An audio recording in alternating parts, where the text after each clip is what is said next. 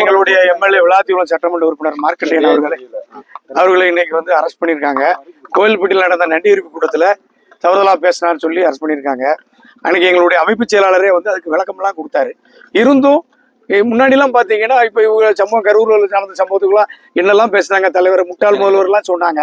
அன்னைக்கெல்லாம் நாங்க எது பண்ணோம், அதாவது சுதந்திரமாக கருத்து சுதந்திரம் கொடுக்கக்கூடிய நாட்டில் ரொம்ப அராஜக முறையில் அதை அரெஸ்ட் பண்ணியிருக்காங்க. இப்போ நான் பார்க்க போன்னு சொன்னேன், இன்னும் அனுமதி கொடுக்கல. இந்த அளவுக்கு மோசமான, அது தூத்துக்குடி மாவட்டத்திலேயே இந்த வேலையை பண்ணிக்கிட்டு இருக்காங்க. இந்த அரசு வந்து சுதந்திரத்தை பறிக்கப்படுகிறது. இது இவங்க தான் செய்கிறாங்களா இல்லை மேலேருந்து யாருன்னு சொல்லி வேற ஒரு கோப்போடு இதை பண்ணுறாங்களான்னு தெரியல. இருந்தாலும் மக்களுடைய சுதந்திரத்தை பறிக்கிறத நான் வன்மையாக கண்டிக்கிறேன். இந்த மாதிரி விஷயத்த நீங்கள் உங்களுடைய துறை, உங்களுடைய சார்பாகவே விடுகிறேன். இது நல்லதாங்கிறது நீங்களே தெரிஞ்சுக்கணும். நம்ம தூத்துக்குடி தொடர்ச்சி எம்எல்ஏ இந்த மாதிரி தொடர்ச்சி கைது பண்ணிட்டு வராங்க. உங்களுக்கு பேச்சுரிமை அதனாலதான் இப்படி அன்னைக்கு கூட அனிதானம் பண்ணாங்க, இவங்களை பண்றாங்க, மிரட்டல் பண்றாங்க. இந்த மிரட்டலுக்கெல்லாம் நாங்க அசது கிடையாது. உங்களுக்கு தெரியாத திமுக பத்தி நீங்க எங்களை வந்து நீங்க என்ன பண்ணாலும் நாங்க இதை விட்டு என்ன செய்ய முடியுமா தெரிஞ்சுக்கிடாம பண்றாங்க.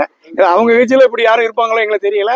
எங்களை பொறுத்தவரை நீங்க என்ன வேணாலும் நாங்க இப்படித்தான் இருப்போம். இங்க உயிர் இருக்க தட்டி இவங்களுடைய செயல்பாடுகள் மடங்குற ஆள் கிடையாது.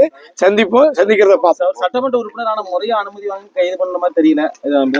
அது என்னைக்கு உங்களுக்கு முறையா என்ன நடக்குச்சு உங்களுக்கு தெரியாதா? உங்களுக்கு தெரியாத செய்தி ஒண்ணு இருக்குவா? இது எதுவுமே முறை கிடையாதுங்கிறது உங்களுக்கு தெரியும். ஒரு எம்எல்ஏ பண்ணணுமா சபாநாயகர்கிட்ட அனுமதி வாங்கணும், அதை கொடுத்தா பிறதான் பண்ணணும்.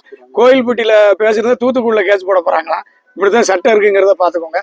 சட்டத்தை மதிக்கிற ஒவ்வொரு மனிதனுக்கும் சட்டம் சரியா இருந்தா தான் சட்டத்தையே நம்ம மதிக்க வேண்டி வரும்.